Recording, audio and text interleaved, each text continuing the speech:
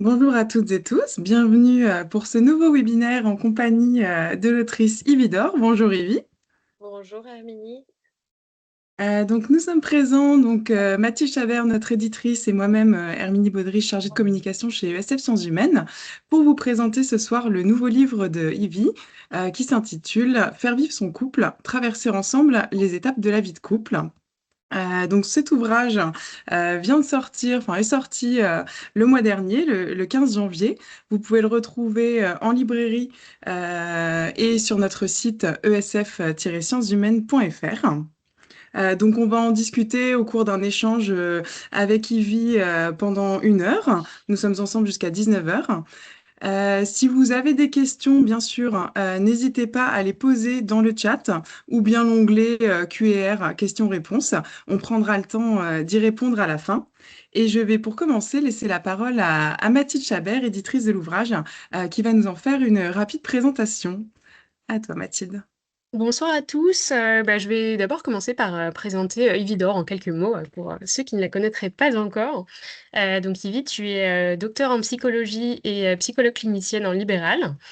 Tu enseignes à l'université de Bordeaux et tu donnes régulièrement des conférences en France et à l'international. Pour présenter en quelques mots ta démarche, tu aides tes patients à trouver des ressources pour surmonter leurs difficultés. Tu écris en parallèle des livres, donc je vais en citer quelques-uns. Tu es l'autrice de Belle-mère, beau-père, Trouver sa place aux éditions ESF Sciences Humaines. Tu as aussi écrit un livre qui s'appelle Le couple est un lieu, quand l'analyse des lieux raconte le couple.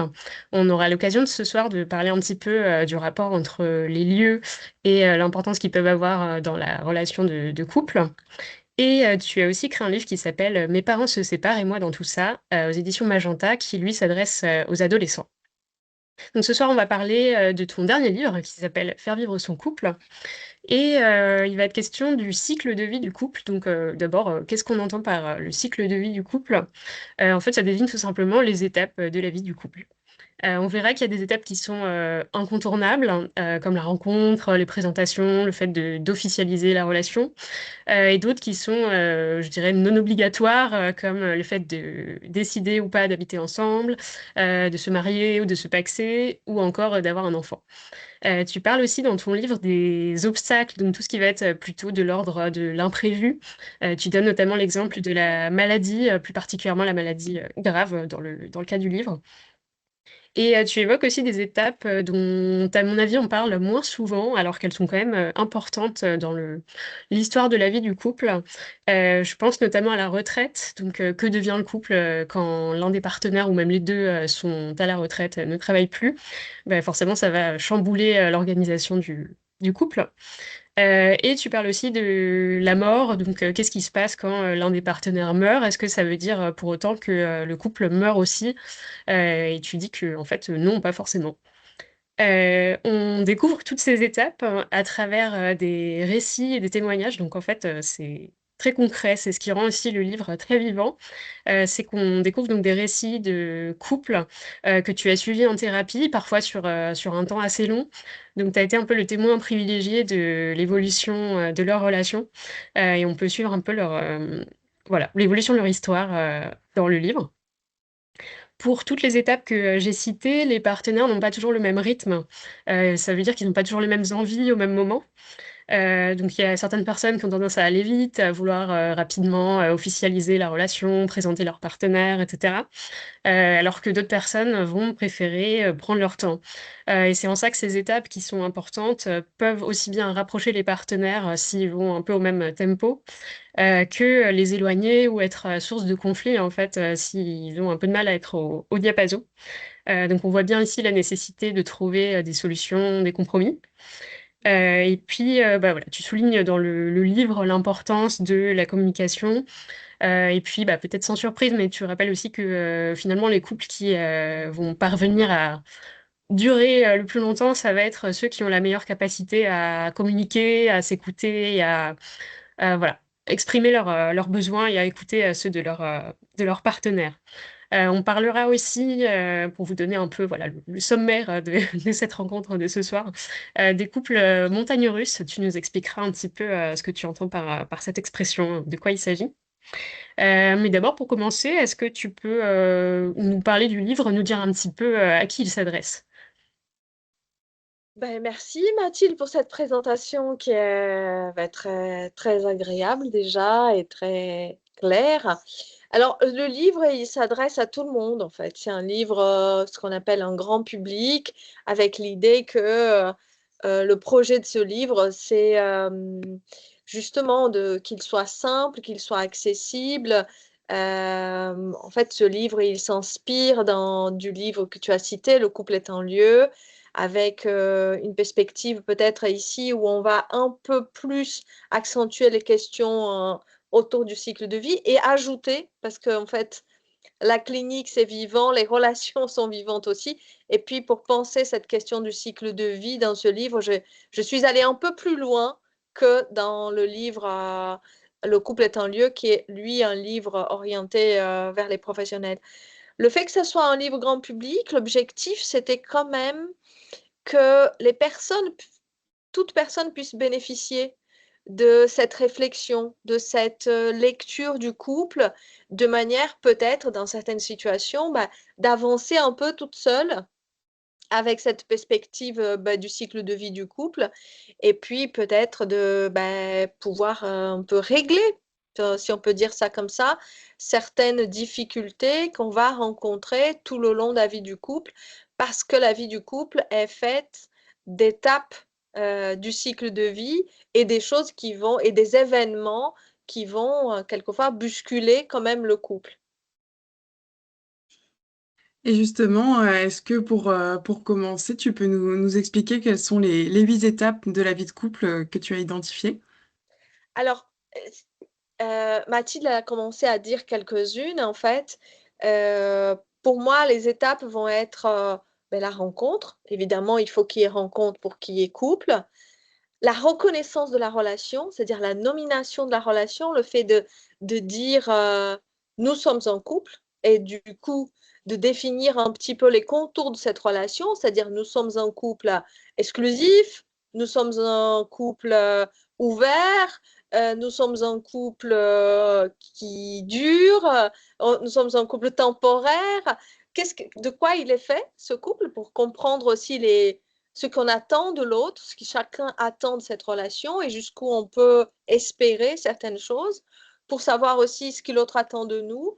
Donc, il y a cette étape de la reconnaissance de la relation, et la reconnaissance de la relation avec la délimitation, la définition de la relation. Et puis, la troisième étape pour moi, qui est l'étape des présentations, qui va être quand même l'ouverture du couple à l'extérieur, c'est-à-dire qu'on sort de la bulle de l'intime vers une démonstration, en tout cas en donner à voir de la relation de couple, du couple, de l'autre, qui ouvre aussi une forme de vulnérabilité, parce que les autres peuvent dire des choses au sujet de ce couple. Oh, qu'est-ce que vous êtes bien accordé, oh là là, mais cette personne n'a rien à voir avec toi, mais qu'est-ce que c'est, ça va pas dans notre famille, etc. Donc, le couple peut recevoir des confirmations ou justement au contraire des attaques à cette relation. Donc, ça, c'est une étape importante. On aura compris que chaque étape du cycle de vie représente une crise qui peut amener le couple à sa fin quand même, hein. Puis l'étape des engagements. Dans ce livre, je vais utiliser la question justement de habiter ensemble ou pas habiter ensemble comme un exemple d'engagement. Alors, qu'est-ce qu'on fait? De quelle nature est cette relation, si on s'engage à vivre dans la même maison ou pas? Mais tout le long de la vie, il y a plusieurs engagements qui vont participer à la construction et à l'évolution du couple. Et puis, il y a la quatrième étape du cycle de vie du couple, qui est celle de la réflexion autour de la parentalité, qui n'est pas forcément la parentalité, mais qui est déjà à la naissance de cette réflexion, puisque avoir des enfants, ce n'est pas une obligation dans les couples, et tous les couples n'auront pas des enfants, pour des raisons quelquefois liées à des difficultés pour enfanter, mais qui peut être aussi des raisons liées à leur décision délibérée de ne pas être parent. C'est-à-dire, on peut dire, je ne souhaite pas être parent. Donc, il y a ça aussi, qui est une question importante.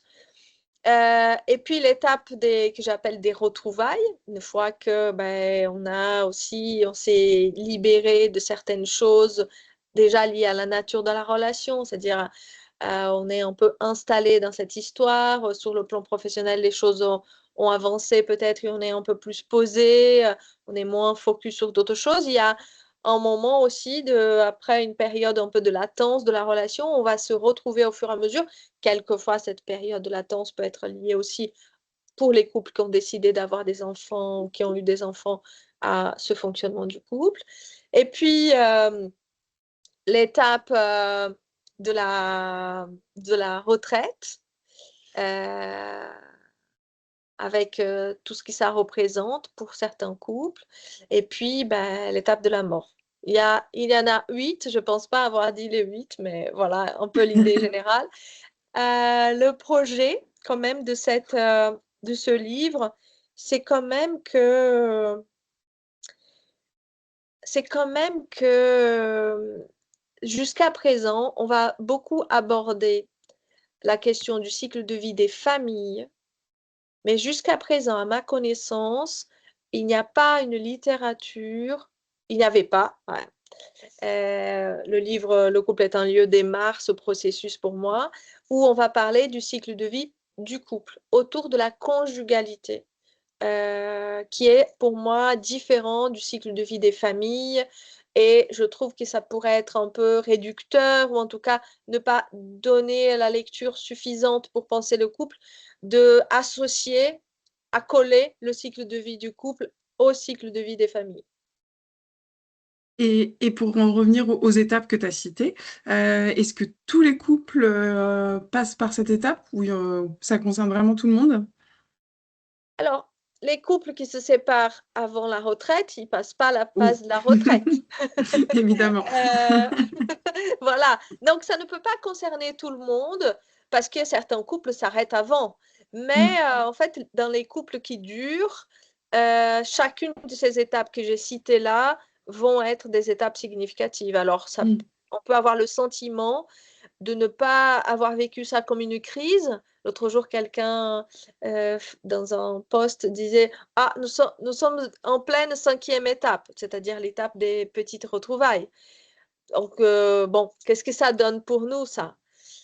Où il va falloir pour le couple se réinventer, se retrouver à nouveau, se trouver seul, faire des choses ensemble. Donc, de quoi on a envie? Est-ce qu'on a envie vraiment de se trouver? Est-ce qu'on n'a pas envie de se trouver? Est-ce qu'on s'est tellement perdu de vue que ça ne va pas, qu'on n'a plus envie, en fait? Donc, oui, je pense que les couples traversent ces étapes. Alors, par exemple, si on pense à l'étape des engagements, bien sûr que, comme je le disais, cette étape, elle se réédite à plusieurs moments de l'histoire. Il y a les étapes du cycle de vie, il y a des événements du cycle de vie qu'on va aborder aussi dans ce livre, qui peuvent être, comme disait Mathilde, la maladie, par exemple. C'est un événement du cycle de vie.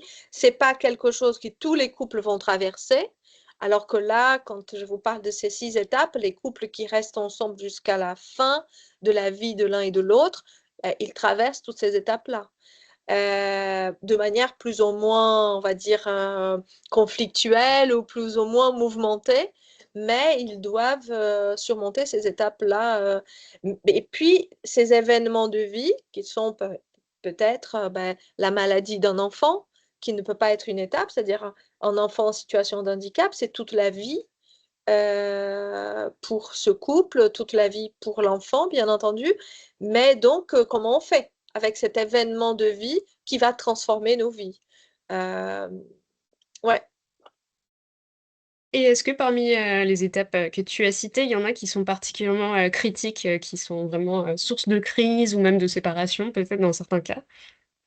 Alors, en fait, je reçois beaucoup de couples qui viennent en thérapie après la naissance des enfants, parce que pour ceux qui passent par l'étape de avoir un enfant, je dois dire quand même que même l'étape de on réfléchit à avoir un enfant ou pas avoir un enfant, cela fait déjà crise dans le couple. Sauf si les deux sont OK pour ne pas avoir des enfants et que ça ne vient pas interpeller l'un ou l'autre avec des doutes, la question du choix qui est tout à fait légitime.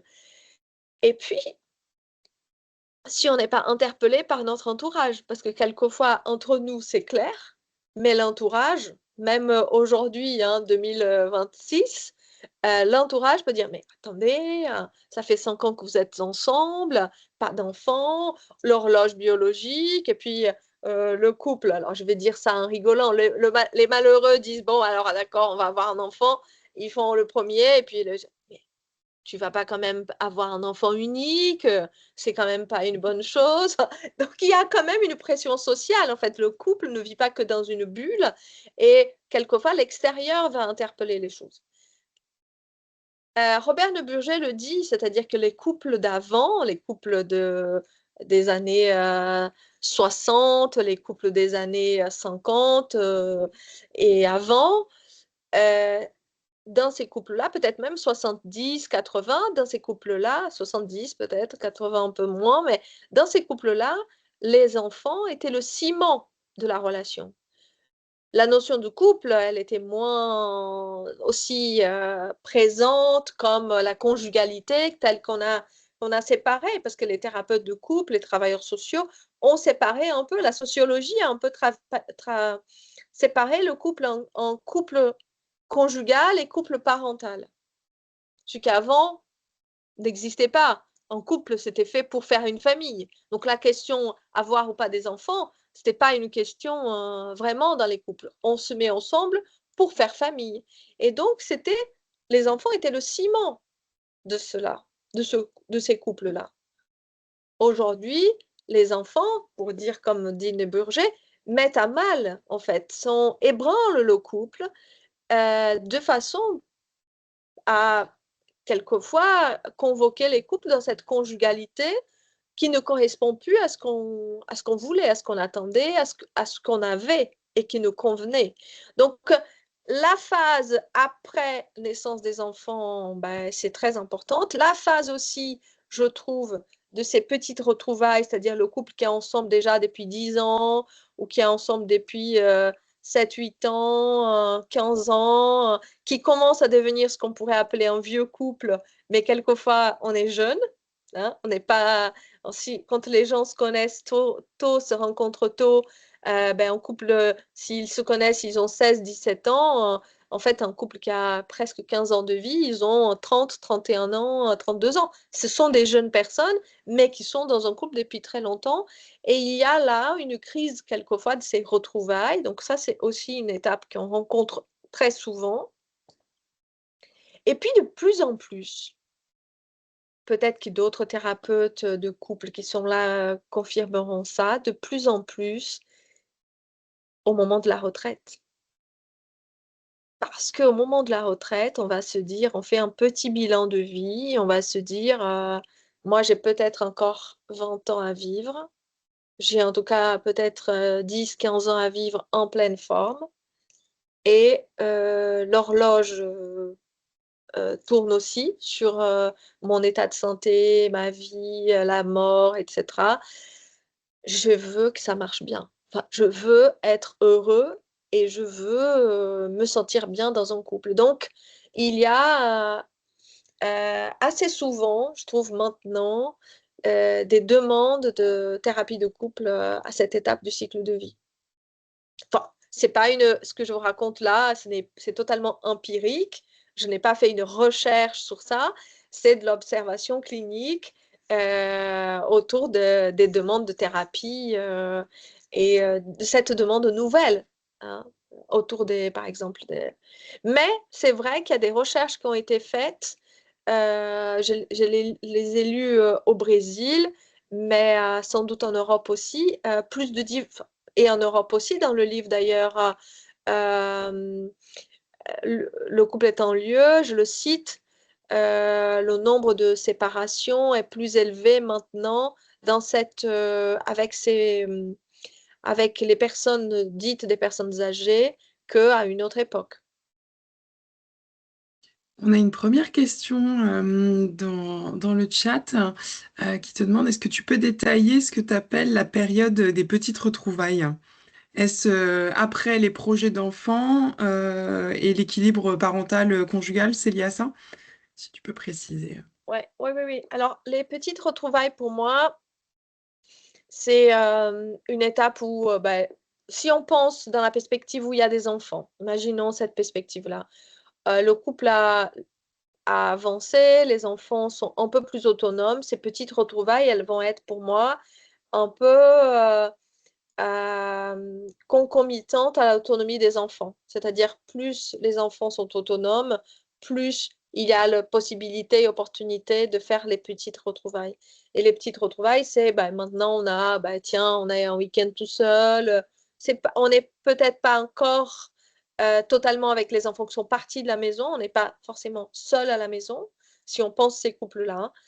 Mais voilà, on peut sortir le soir tout seul parce que les enfants sont en train de faire autre chose. Il y a peut-être le début de la vie d'adulte pour les enfants et on va pouvoir passer des vacances seuls.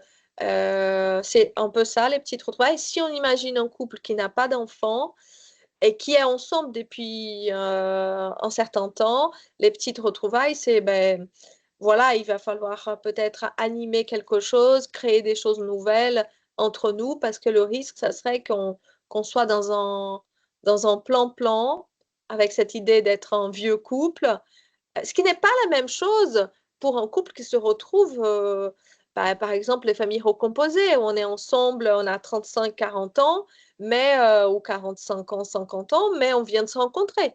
On n'est pas dans cette étape-là.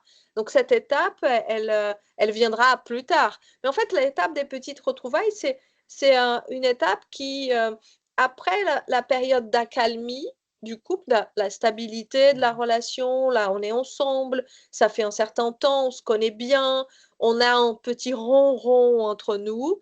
Les petites retrouvailles, c'est des choses qui vont faire qu'il va falloir renouveler, en fait. C'est comme ça que je les pense, ces petites retrouvailles. Avant la retraite, qui, à mon sens, est une grande retrouvaille. Parce que du coup, les couples qui, dans leur vie, seul à seul, sans enfants, imaginons ça, ont les liens avec des amis, travaillent à fond, font plein de choses, chacun ses activités de son côté, la musique, le chant, je sais pas quoi, les jeux de rôle, nanana.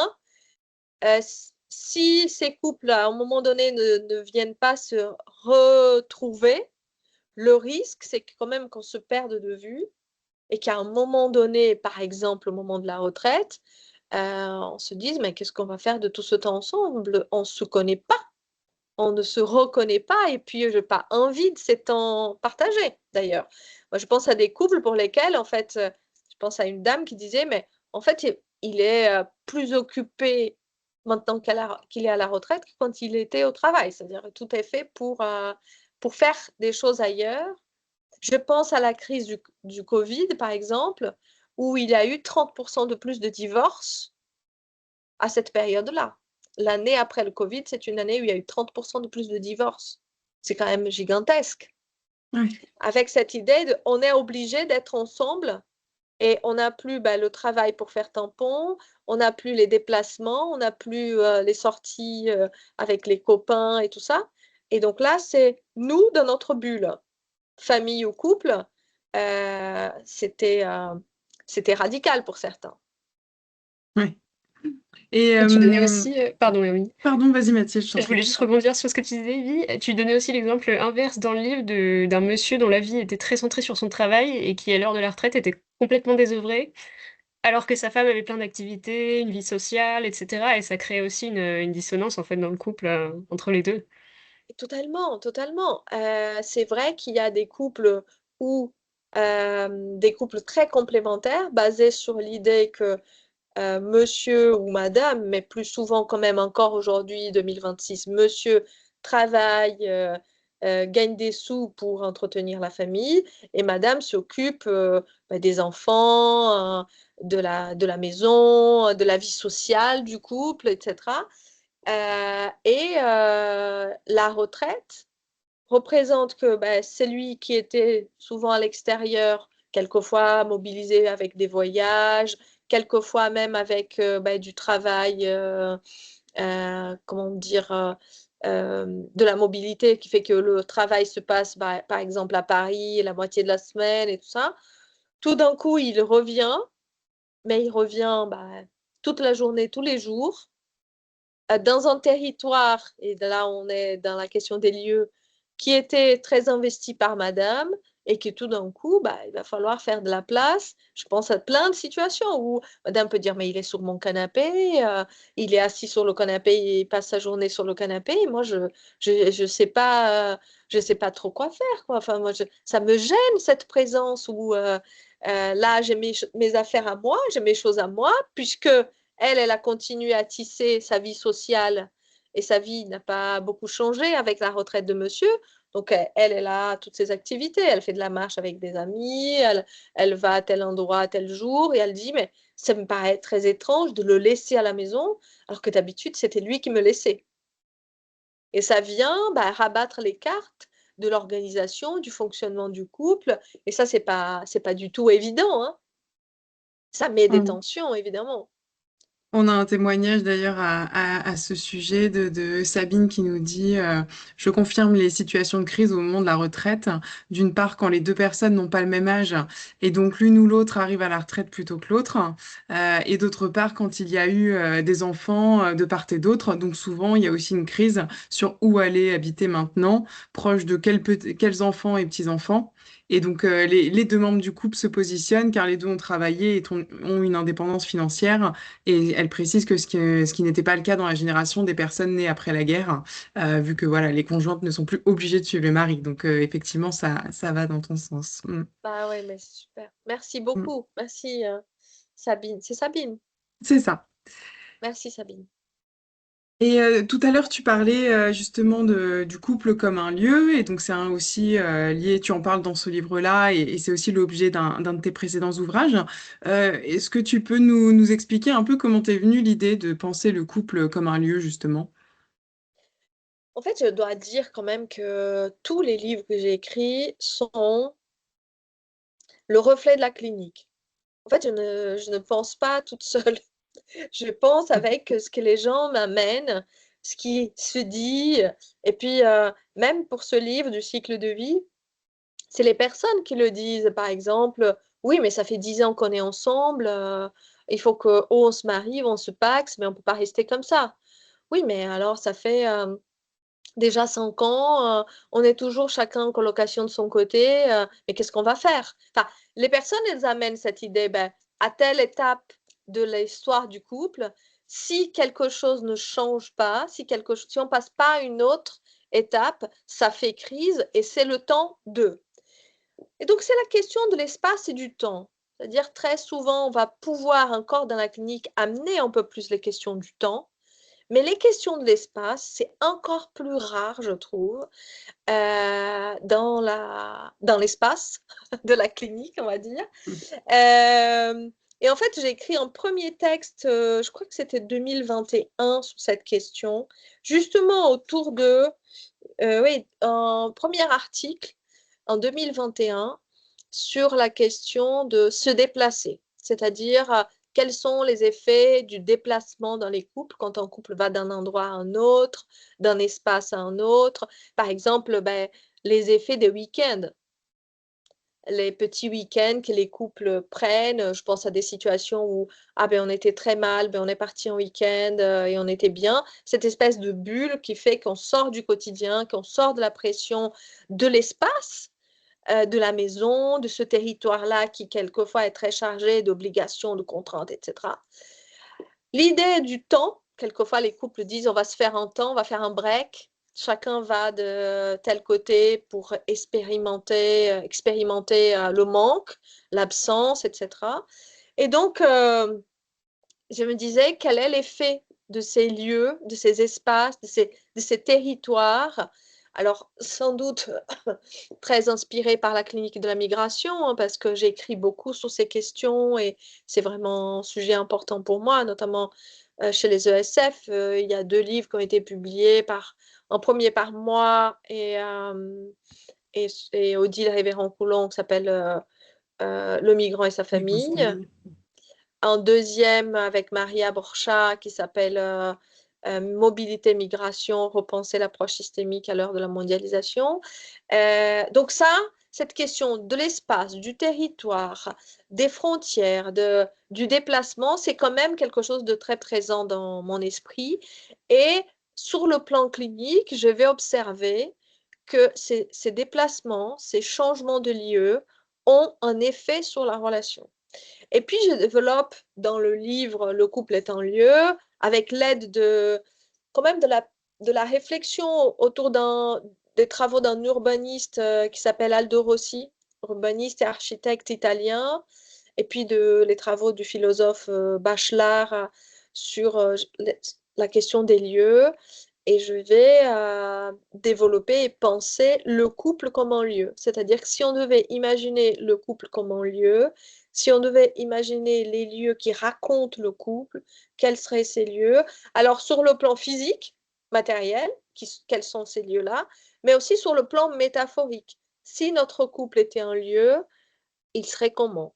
Est-ce qu'il serait lumineux, ensoleillé, gris, froid, chaud? À quoi ressemblerait le paysage de notre relation? Donc, autant de manières d'amener le couple à se raconter autrement, parce que c'est, à mon sens, à travers ces différentes définitions de la relation qu'on va pouvoir mieux dessiner ce qui est ce couple-là et donner à chacun des pistes pour penser la relation. C'est évident pour moi. Donc, la question du couple comme un lieu est très présente pour moi, mais pas que dans la question des lieux d'une manière générale dans la thérapie.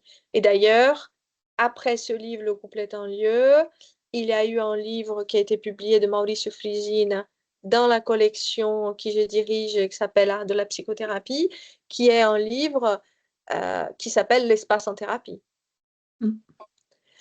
Et puis, on en parlera peut-être à la fin. On organise une journée avec les ESF à Paris le 16 octobre. Peut-être qu'on pourra dire un mot à la fin, mais sur la question des espaces et des lieux comme un levier thérapeutique. Parce que, à mon sens, c'est un peu un mouvement qui s'inscrit là actuellement, enfin qui naît à partir de ces ouvrages et de ces réflexions. Il y a d'autres collègues qui travaillent aussi sur ça, mais je me dis que c'est un mouvement qui permet un levier dans la question du couple, mais d'une manière générale pour tout accompagnement en fait. Mais bon, ça c'est quelque chose que chacun peut se demander déjà. Par exemple, si votre couple était un lieu, quel lieu Oui, complètement. Et justement, pour les thérapeutes, comment ils peuvent intégrer concrètement cette lecture qui est donc spatiale et métaphorique dans leur pratique clinique? Est-ce que tu aurais un conseil ou quelques recommandations? Celle-là, par exemple, cette question, si votre couple, de pouvoir proposer aux personnes si votre couple était un lieu, comment serait ce lieu? Si je rentre chez vous, si j'arrive chez vous, qu'est-ce que je vois de ce couple? Quand ce couple est dans un lieu public ou quand ce couple est dans un lieu privé, comment il se présente? Si on devait faire une ligne du temps, Mauricio Frisin propose aussi ça. Quels sont les lieux clés qui racontent l'histoire de votre relation? Est-ce qu'il y a 5 lieux dont vous voulez parler? Il y a, par exemple, quelquefois, on se dit, quand on écoute quand même ce qu'ils disent les personnes, tout ça est très exposé. Par exemple, quand les personnes disent, mais nous, ceux qui ont une résidence secondaire ou une maison de famille dans laquelle, ça c'est notre lieu. Ou des gens qui vont dire, ça c'est notre endroit. À nous, notre endroit, nous nous sommes rencontrés à tel endroit, et pour fêter nos anniversaires, on y va toujours à cet endroit. Ou d'autres qui vont dire, quand on va chez mes beaux-parents, c'est toujours conflictuel. Avant d'y aller, quand je m'approche de l'endroit, cette maison me presse, ce qui se passe là-bas me fait du mal, j'aime pas cet endroit. Enfin, nous sommes tous sensibles à la question des lieux. Pour autant, peut-être qu'on ne l'utilise pas tant que ça comme un levier pour comprendre la relation, mais si on pense du côté des professionnels, pour comprendre les problèmes ou les personnes avec les problématiques qu'elles amènent. Et quand on On a pense tous, pardon, je t'en prie. pardon Mathilde, on a tous fait des choses comme ça, c'est-à-dire pour ceux qui sont partis de la maison des parents et qui sont allés vivre dans leur appartement ou dans un nouveau lieu, une maison, etc. S'il y a des endroits où vous dites, je suis rentrée là et je me suis dit, c'est pour nous. Ah non, là, j'ai adoré. Ah, je me suis vraiment projetée. Qu'est-ce qui se passe dans ce lieu ou à d'autres endroits, on se dit, non, mais alors là, c'est hors de question. Mathilde, excuse-moi. Oui, quand tu parlais du lieu de rencontre, justement, tu parles aussi dans le livre du cas particulier, mais qui est plus si particulier que ça, mais des rencontres virtuelles où il n'y a pas vraiment le lieu de rencontre, au sens où le lieu, c'est je ne sais quelle application ou autre site. Est-ce que tu peux nous parler un peu de ces rencontres-là? Est-ce que ça change la manière d'aimer? Est-ce que, voilà, suivant le mode de rencontre, est-ce que ça a une influence sur le couple? Ah oui, ah oui, oui, oui. Alors, je pense que, évidemment, que c'est pas exactement la même, mais justement, dans ce livre, je l'exprime assez, les détails, en fait. Il va y avoir quand même des signes, des choses qui vont faire que petit à petit, bah, quand on lit les SMS de l'autre, s'il y a 4 fautes par paragraphe, on se dit: «Non, c'est pas pour moi», ou bien on se dit: «Mais ça, c'est pas important».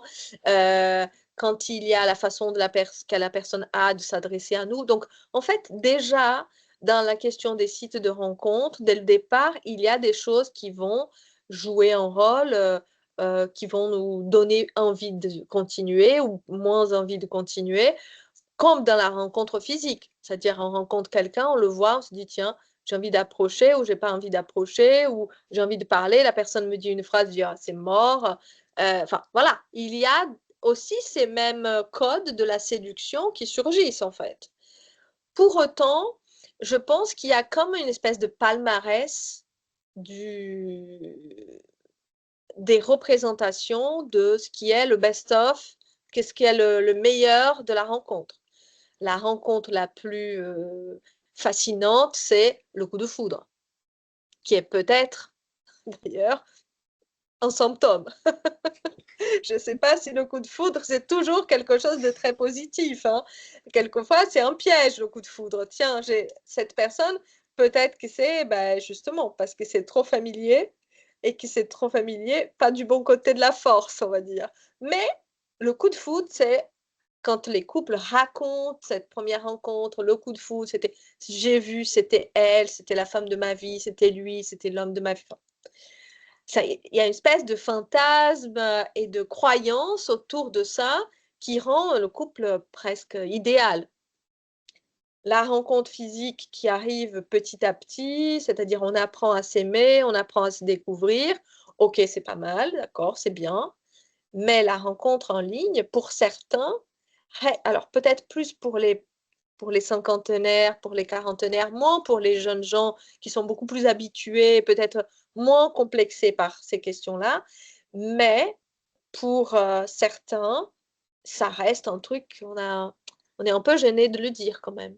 Et donc ça peut être une rencontre qui est sur le plan, bah, déjà des présentations, va demander une espèce d'explication, les gens disent: «Ah, où est-ce que vous vous êtes rencontrés?»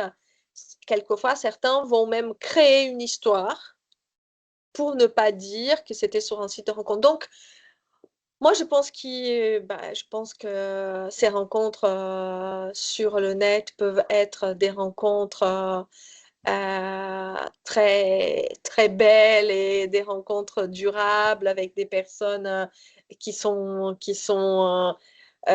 personnes fiables et puis il y a des personnes qui ont des mauvaises expériences et ça aussi, il faut tenir compte. Mais comme on a aussi des mauvaises expériences dans les rencontres, en présentiel, si on peut dire ça, comme ça. Donc, moi je crois que, quelquefois il y a, une lecture qui est un peu romanesque encore, très romantique et que le côté pratique et actuel de la rencontre en ligne, de la rencontre à travers les sites de rencontre, reste encore pour certains quelque chose voilà, qui n'est pas complètement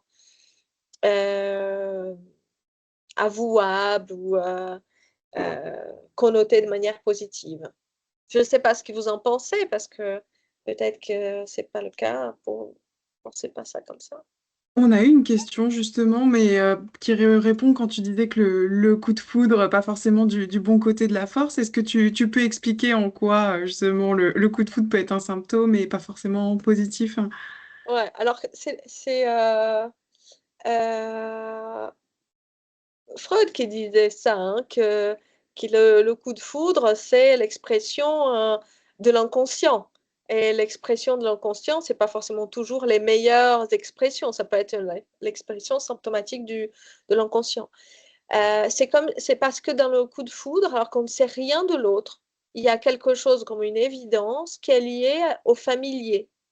Il y a une familiarité, il y a quelque chose qu'on va dire, c'est comme si je le connaissais depuis toujours, c'est comme si on était ensemble. Et c'est peut-être pas un hasard, c'est peut-être à rattacher à d'autres relations qu'on a connues et d'autres relations qui peuvent être proches de la relation avec nos parents, la relation avec un père ou un frère ou une mère ou voilà. Donc, où ça peut ressembler drôlement à la relation entre nos parents.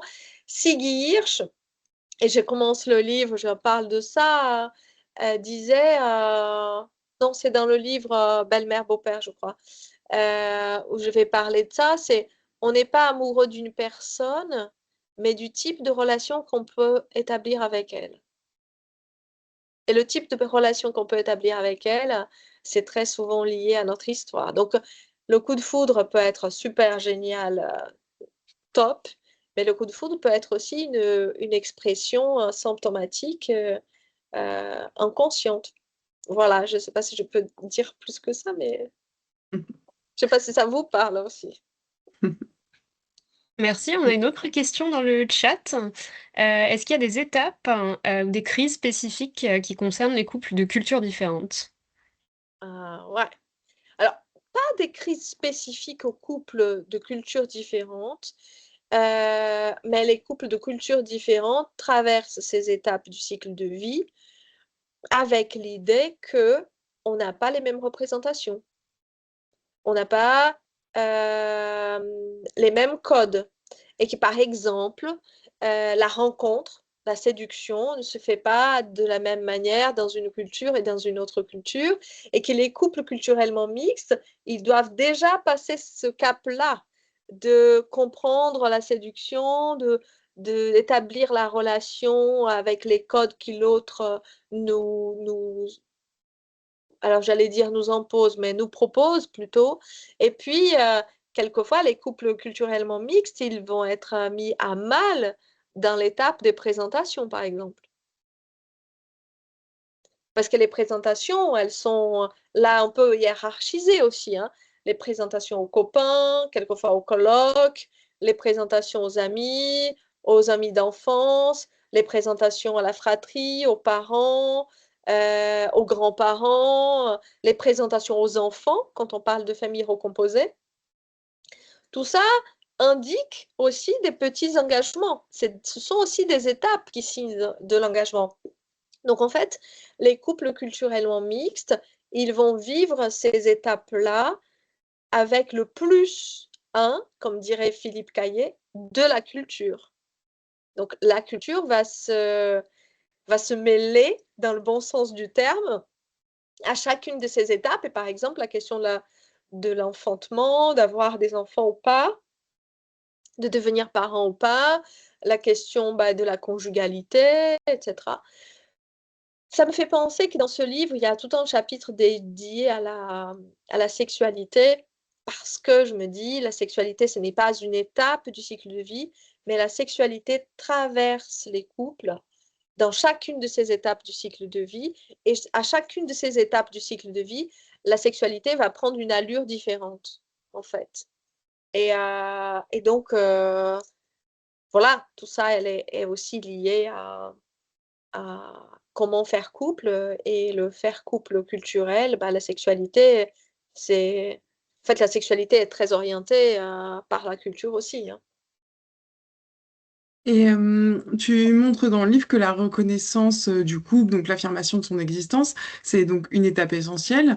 Mais pourquoi est-ce que c'est particulièrement important de nommer la relation? Justement, on parlait des présentations, mais ça en fait aussi partie, mais aussi entre les deux personnes. Euh, Quelle est l'importance de nommer, de se dire quel est le type de relation? Ah oui, alors en fait, j'ai envie de dire, c'est pas que moi qui le dis et c'est pas moi qui le pense. En fait, Paul Václavic qui a parlé des relations, Gregory Bateson qui a pensé les postulats de la communication. Parmi les postulats de la communication et la définition de la relation est un postulat nécessaire à la définition, enfin, cette définition de la relation est un postulat nécessaire pour établir la communication avec l'autre. C'est-à-dire que la définition de la relation, c'est ce qui va m'assurer de ce que l'autre attend de moi et ce que j'attends de l'autre. Donc, par exemple, euh, tant qu'il n'y a pas cette définition de la relation, je sais pas, on ne sait pas si on est juste en plan cul, on ne sait pas si on est en quelqu'un qu'on voit, ou quelquefois les adolescents ou même les jeunes adultes peuvent dire, je parle à quelqu'un. Oui, mais je parle à 2 garçons en même temps. Je parle à 2 garçons en même temps, ça peut dire, je suis dans des logiques de séduction avec 2 garçons en même temps. La définition de la relation va dire, en fait, de quoi c'est fait. On est ensemble, je pense à un couple où, il y a un qui va dire: «Bon, ben, je sors du site de rencontre». L'autre va dire: «Bon, OK, moi aussi». Quelqu'un qui va dire: «Est-ce qu'on est exclusif?» L'autre va dire: «Bah, OK, OK, on est exclusif». Je pense à des personnes qui vont dire: «En fait, je voudrais une relation sérieuse». Tout ça, ce sont des définitions de la relation. Et tu es OK ou pas? De manière explicite. Mais il y a, par exemple, dans beaucoup de couples, de manière implicite, certaines définitions. Par exemple, bah, c'est une évidence, enfin, je pense à des couples, bah, c'est une évidence, que, bah, voir une autre personne, c'est une trahison. On ne s'est pas dit, mais c'est clair. Donc, la définition de la relation, c'est quand même une étape très importante pour se dire qu'est-ce que j'attends de l'autre, comment je me projette et qu'est-ce que j'espère de l'autre. Et quand il n'y a pas cette définition de la relation, on va tout, on va tout prendre comme des signes pour essayer de définir la relation. Ah, il m'a envoyé 3 messages aujourd'hui. Ah, elle a mis 3 heures à répondre à mon SMS. Ah, elle a terminé le SMS par un émoticône avec un bisou. Ah, c'est la première fois qu'elle n'a pas mis d'émoticône. En fait, ça va prendre beaucoup de place dans la tête tant qu'on ne comprend pas qu'est-ce qui se passe entre nous. Bon, alors, j'invite ou j'invite pas? Combien de fois j'ai ça au cabinet? Mais je ne sais pas si j'invite, je ne sais pas si j'attends que l'autre m'invite.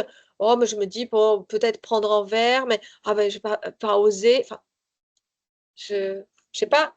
Peut-être que nous avons tous passé par des choses comme ça, de tant que la définition de la relation n'est pas claire, on est à la recherche de comprendre, ce qui se passe, en fait. Et ça Oui. génère de l'angoisse, hein. Ça peut être générateur d'anxiété et même dans certains cas d'angoisse. Heu, Ça peut faire souffrir. Et on a justement un témoignage qui se rapproche un peu de ça, de Georgia, qui nous dit, dans son cabinet, elle voit beaucoup d'ados se dire en couple sans aucun geste de tendresse ou d'affection envers l'autre partie de ce couple. Est-ce que tu penses que des adolescents, et qu'est-ce que tu penses des adolescents et de leur notion d'être en couple de nos jours? C'est vrai que ça C'est très évolue par différent, rapport hein. aux C'est générations. très différent, effectivement. Ben, ils ont plein de mots, hein. Le crush maintenant, c'est has been, c'est les vieux qui l'utilisent.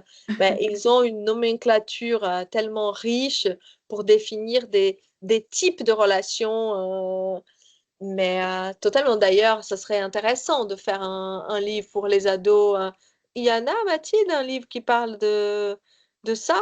De comment être amoureux, de ce qui est être amoureux? dans la collection. On a un livre sur l'amour et la sexualité, mais c'est vrai que justement, je me posais la question d'en faire un vraiment sur la relation amoureuse en tant que telle, parce que c'est un vrai sujet. Ouais. Tous ces noms, tous ces mots qui pour nous Mm. sont bizarres, hein. Nous, on n'arrive pas quelquefois à saisir. Moi, j'ai dit souvent, je suis depuis très longtemps en dehors du marché de la séduction, hors couple, hors les murs, on va dire, et que du coup, je n'arrive pas toujours à suivre. Et donc, c'est aussi intéressant dans la clinique de se faire apprendre des choses, hein, de donner à l'autre l'occasion de nous apprendre, de nous expliquer des choses. Mais moi, j'ai pu déjà suivre des couples qui sont formés et qui ne se sont jamais vus en vrai. Le partenaire se retrouve en Corée ou le partenaire se retrouve, pour parler d'une relation, d'une situation clinique, mais en Corée ou dans un autre pays, ils sont en couple, ils ont des rapports sexuels à distance et ils ne se sont jamais pris dans les bras comme nous on l'entend. Comme nous, je dis, nous les vieux comme moi de 50 ans. Voilà, donc c'est vrai que c'est très mouvant, dynamique, créatif aussi. Mais on ne peut pas négliger le fait que ça permet aussi d'éviter la rencontre. Et la rencontre amoureuse, physique, charnelle, sexuelle, demande une forme de sécurité psychique, émotionnelle, qui quelquefois n'est pas possible pour certains. On a une question dans le chat. Est-ce que tu penses que la définition de la relation est un processus dynamique qui est à l'œuvre toute la durée de la vie du couple? Totalement, totalement, totalement. Et d'ailleurs, il faut quand même qu'on se dise que la relation basée sur l'affect, basée sur ce que nous, on pourrait dire l'amour, mais sur l'affect, sur l'attention de l'autre envers nous, est bien plus fragile que la relation organisée sur un contrat. Parce que cette relation-là, basée sur l'affect, sur l'amour, sur l'attachement, c'est une relation où si l'autre ne nous regarde pas, déjà ça fait souffrir, ça peut faire crise. Tu me parles plus gentiment, tu me regardes plus de telle ou telle manière, tu n'es plus disponible pour moi, tu n'as plus de désir pour moi. Tout ça, c'est l'évolution quand même. Et donc, tout ça va faire la définition de la relation. Nous nous éloignons, nous sommes en train de prendre la distance. Et d'ailleurs, c'est peut-être important qu'on se dise aussi certaines choses dans ce temps entre nous, là, pour qu'ils puissent aider les couples à traverser ces étapes du cycle de vie, hein. Je pense qu'il faut peut-être qu'on se dise un mot sur ça, même si on n'a pas... on- Je pense qu'il n'y a pas de question peut-être sur le chat sur cette question-là, mais qu'est-ce qui peut aider les couples à mieux traverser ces étapes du cycle de vie? Je me pose la question. Mais vas-y, n'hésite pas Les filles, sur ce j'attends que vous sujet, me disiez effectivement. la même chose, mais ça va, je peux m'autoriser là. Ah oui, oui, bien sûr, oui, oui, oui, c'est une excellente question, on nous dit dans le chat. Donc, vas-y, développe avec plaisir, oui, oui, bien sûr. La fille qui s'autorise. Alors, moi, je pense que plusieurs choses. Euh, le fait de faire des bilans, alors moi, j'appelle ça des bilans régulièrement dans le couple. Alors, ce que j'appelle des bilans, c'est pas on se parle quand on est fâché, on se parle quand on est mécontent. C'est régulièrement pouvoir se dire voilà comment je me sens entre nous, voilà comment ça va, qu'est-ce qu'on a vécu ces derniers temps, ouais, ça c'était difficile pour moi. En fait, le dialogue sur nos ressentis, sur ce qu'on vit dans cette relation, ce qu'on aime moins, ce qu'on espère, ce qu'on voudrait garder, ce qu'on voudrait lâcher. Euh, c'est vrai pour moi aussi sur la sexualité, puisque la sexualité, elle évolue aussi comme la relation et quelquefois, on a envie de bouger des choses dans la sexualité, on a envie que les choses soient un peu différentes, on a envie quelquefois aussi de bouger des choses dans la relation. Donc, moi, je pense que le fait de faire le point régulièrement, de manière quelquefois ludique, rigolote, sans forcément se dire, allez, on se rencontre pour faire le point sur la relation parce que je suis fâchée, il faut qu'on parle. Ce truc-là, il faut qu'on parle parce qu'on a là comme ça, c'est pas de cette manière-là dont je suis en train de parler. Pour moi, bien sûr que c'est nécessaire quand on est fâché de parler, mais je pense que c'est nécessaire régulièrement de accompagner comme en fil rouge la relation. Je pense qu'il faut de la patience, c'est évident, de l'inventivité, de l'accueil de la différence de l'autre. Et il faut y croire un peu, en fait. Le couple, c'est Robert de Burgès qui le dit, le couple, c'est une croyance. C'est tant qu'on croit à la relation, tant qu'on attribue à l'autre des, je sais pas, des caractéristiques, mais aussi une place, une reconnaissance, les choses, elles peuvent continuer à évoluer et quelquefois, c'est très magique et très aussi mystérieux le fait que certains se disent, mais en fait, j'aime plus l'autre. Et je trouve que c'est quelquefois lié au fait que on n'a pas assez fait des petites retrouvailles, on n'est pas assez venu dire des choses sur la relation. Ce que j'ai dit là me fait penser, bien sûr, j'ai créé un jeu. Ah il y a quelqu'un qui a un petit point sur l'amour C'est le monstre. timing était parfait. Ah Quelqu'un vient de demander tu vois, justement un petit point c'est sur l'amour Anne, monstre. je pense. Hein. Et donc, le jeu Amour monstre, qui est un jeu que j'ai créé il y a 2 ans, je crois déjà, et qui je présente dans le livre 2 exemples de l'utilisation de ce jeu. C'est quelque chose qui va aider à parler de la relation de manière peut-être un peu ludique, qui va accompagner à parler de la relation. Mais c'est très intéressant comment, quelquefois, quand j'ai pu parler du jeu Amour monstre à certaines personnes, je dis, non, mais parler de la relation, mais ça fait séparer les couples. Non, mais c'est un jeu qui fait divorcer. Alors que, vous voyez, c'est intéressant de se dire qu'en fait, il vaut mieux ne rien dire sur la relation parce que si on disait quelque chose sur la relation, comment je me sens, comment tu te sens, ce que tu aimes, ce que tu n'aimes pas, ce qui est difficile pour toi, ça pourrait créer une crise. C'est pas ça qui fait la crise. Ce qui fait la crise, c'est justement le fait de naviguer à vue sans, sans être touché, sensibilisé par ce que souhaite l'autre. Je regarde parce qu'il y a mon chat, si j'entends, je l'ai appelé parce que je suis désolée. Je t'en Sors, prie. allez, tu viens. Voilà.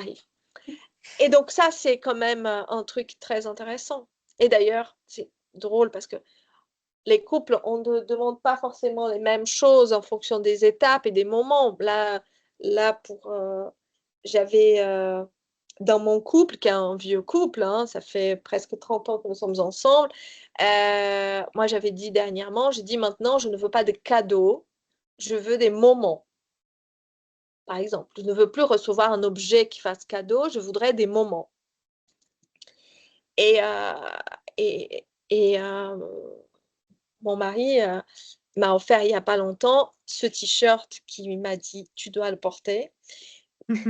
Toujours Amour monstre, en Génial. me disant en me disant ce matin: «C'est aujourd'hui ta conférence, tu le porteras». «Oui, oui, oui, je le porterai» et en disant: «Tu vois, c'est la carte qu'on a choisie pour définir notre couple aujourd'hui». Parce que c'était une des questions. Bon, vous imaginez bien que moi aussi, je joue Amour monstre, autour de moi, tout le monde joue et tout ça. Et donc, parmi les questions, c'est quelle carte représente le couple d'aujourd'hui? Et donc, ça, c'est aussi, moi, je n'avais pas imaginé ça. Très honnêtement, les t-shirts, c'est pas tout à fait mon truc. Mais je me dis, il faut que je fasse honneur à cette délicatesse parce que déjà, c'est un homme délicat, je ne veux pas dire le contraire, mais c'est pas tout à fait le truc romantique, c'est pas tout à fait son truc. Hein. La romance, c'est pas tout à fait comme ça. Mais il fait ce pas, et ce pas veut dire quelque chose. Donc, ça aussi, c'est-à-dire que la relation, c'est très souvent un décalage, et il faut qu'on trouve le décodeur. Et le décalage, c'est j'attends de l'autre quelque chose, et lui, il attend de moi quelque chose qui est à côté. Et comment on fait pour mettre en sortir du décalage et rentrer dans une forme de synchronicité entre ce que j'attends, ce que l'autre attend, et répondre à l'autre en fonction de ce qu'il souhaite. Si le pas que l'autre fait vers moi, je vais dire, ah non, mais c'est pas ce que je voulais, ok, mais qu'est-ce que je voulais alors? On va expliciter pour que l'autre puisse comprendre. Donc, c'est ça, je trouve que cette créativité, cet accueil de l'autre avec sa différence, c'est toujours très, très intéressant et ça va avec des choses un peu nouvelles. Alors, je parle d'amour monstre, mais on pourrait parler du Dixit. Il y a des jeux, des choses qui sont là, qui existent sur les couples. Il y a peut-être aussi des choses que le couple lui-même a inventées, qui font leur signature. Hein, c'est-à-dire, il y a des choses qui font la signature du couple, des petites blagues, des petites choses comme ça. C'est comment on continue à alimenter ça et à valoriser ça. Ouais, c'était Voilà. justement l'objet d'une question de demander le levier ludique, est-ce que tu avais des pistes, des idées, mais je pense que là, bah, tu viens d'y répondre et j'ai mis en lien pour ceux que ça intéresse le lien vers ton site où tu parles justement de ton jeu Amour Monstre. Donc comme ça, si les personnes veulent en savoir plus, qu'elles n'hésitent pas à le consulter. Et on doit malheureusement bientôt terminer, enfin, on devrait avoir terminé. Je passe juste une dernière question par rapport au bilan. On nous demande, est-ce que c'est pas une demande très portée par les femmes? Est-ce que tu as un... Totalement, Ouais. totalement, totalement. Mais c'est quand même les femmes qui appellent pour faire des thérapies, c'est quand même les femmes qui poussent leurs hommes à faire des thérapies. C'est très genré ce qu'on se dit là, hein. Mm. Même si, bien sûr, il y a de plus en plus d'hommes qui viennent, mais ça, quand même, statistiquement, c'est bien plus les femmes qui font ça. Mais moi, je pense qu'une de nos libertés, c'est de faire et faire savoir ce dont nous avons besoin. La posture et la logique de j'attends que l'autre devine, c'est une posture ancienne, patriarcale. Donc, il faut quand même qu'on abandonne cette idée qu'il faut que l'autre devine ce qu'on veut, ce qu'on voudrait, ce qu'on souhaite. Et il faut qu'on se dise, voilà ce qu'il me faut, voilà ce que je souhaite. Combien même, ça peut paraître bizarre et l'autre devrait deviner, je pense que c'est source de beaucoup de frustration quand on n'avance pas ça d'emblée. Bon, allez, on va le dire déjà facilement, on va pas laisser courir l'autre à chercher quelque chose Ouais.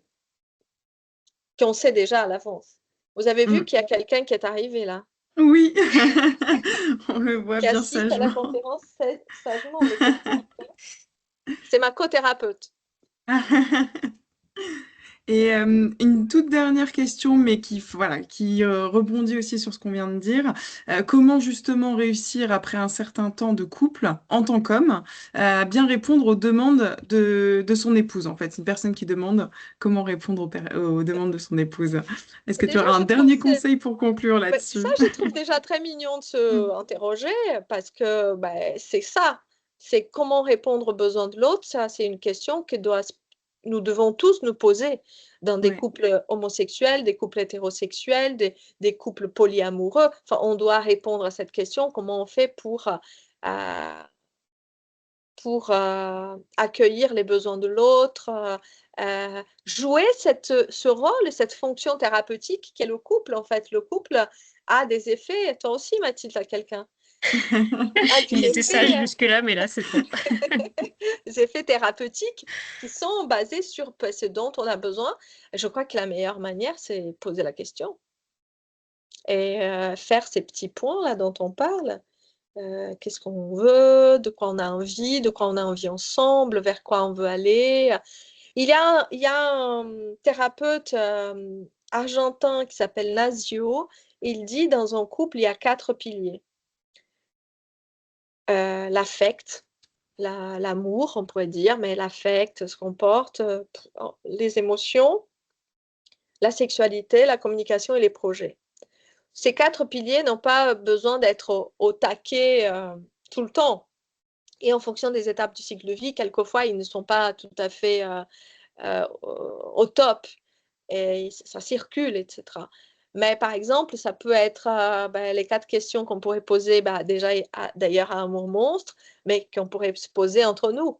où nous en sommes de notre communication, où nous en sommes de notre sexualité, où nous en sommes de nos projets et où nous en sommes de l'affect entre nous, par exemple. Merci beaucoup, Ivy. Malheureusement, on va devoir s'arrêter là, même si on avait plein d'autres questions à te poser. Je vais redonner les références de ton livre, donc pour aller plus loin, donc qui est donc Faire vivre son couple, traverser ensemble les étapes de la vie de couple. Et donc, il est disponible chez votre libraire et aussi sur notre site. Je vous remets la référence dans l'outil conversation. Voilà, si vous voulez le commander, n'hésitez pas. Mais un grand merci Ivy, merci Mathilde d'avoir été présente. Le webinaire sera disponible en replay sur notre chaîne YouTube dans une semaine. Donc voilà, si vous voulez le revoir ou le partager à des personnes qui n'auraient pas pu être là, c'est possible. Euh, N'hésitez pas aussi pour les prochains webinaires à suivre voilà, ce qu'on fait et les prochains titres aussi qu'on publie. Vous pouvez nous suivre sur les réseaux sociaux, sur Facebook, Instagram et sur LinkedIn également. Voilà. Est-ce que tu veux un dernier mot pour la fin, Ivy? Je sais que tu voulais parler de la journée Oui. qui est en préparation pour octobre. Exact. Bon, alors merci beaucoup pour cette opportunité, ce moment d'échange. Merci à tous ceux qui ont été là avec nous, qui ont plus d'une centaine au départ, mais c'est super, et jusqu'au bout. C'est très sympa, merci. Ce livre est un livre très clinique et donc qui se lit très facilement avec plein d'exemples, de situations avec lesquelles on peut aussi s'inspirer et puis s'identifier pour justement avancer les réflexions sur le couple. Et sur la journée, c'est une journée qui s'appelle État des lieux. Mais si vous allez sur mon site internet ividor.com, il y a une rubrique qui s'appelle colloque et vous aurez accès au fur et à mesure aux informations. Pour l'instant, il y a juste l'affichage de qui sont les personnes. C'est un save the date pour que vous bloquiez la date du 16 octobre à Paris en présentiel ou en distanciel. Et puis après, au fur et à mesure, vous aurez d'autres infos dans les newsletters des ESF. Ça va venir Oui, aussi. vous Enfin, le partagerez. voilà. Merci Très bien. beaucoup. Très bonne soirée, Ivy. Bonne soirée, Mathilde. Et bonne soirée à toutes et tous. Merci encore, de nous avoir suivis. Merci Merci, Herminie, bonne merci soirée. Au Mathilde, revoir. merci tout le monde.